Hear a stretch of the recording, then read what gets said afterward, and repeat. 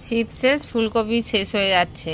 এখন এভাবে ফুলকপিটা একবার বানিয়ে খেয়ে দেখুন, খুবই টেস্টি লাগবে। যারা ফুলকপি খেতে খেতে বোর হয়ে গেছেন তাদের জন্য রেসিপিটা। ফুলকপিটা ভেজে নিয়েছি, আলুটা একইভাবে ভেজে নেব।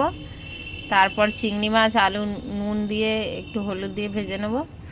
চিংড়ি মাছটা ভেজে নিয়েছি। এবার পেঁয়াজ কুচি তেলের মধ্যে দিয়ে দেবো, টমেটো কুচি, তারপরে আদা রসুন শুকনো লঙ্কার একটা পেস্ট বানিয়েছি, ওটা দিয়ে মশলাটা কষিয়ে নেবো ভালো করে। নুন দিয়ে দিলাম স্বাদ মতো, হলুদ দিয়ে শুকনো লঙ্কা,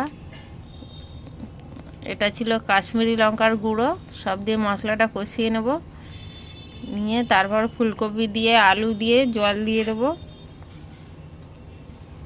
লাস্টে দিয়ে দেবো চিংড়ি মাছগুলো। আমার ভিডিওটা যদি ভালো লেগে থাকে লাইক কমেন্ট শেয়ার করবেন। ফেসবুক থেকে দেখলে পেজটি ফলো করবেন, আর ইউটিউব থেকে দেখলে চ্যানেলটি সাবস্ক্রাইব করতে ভুলবেন না।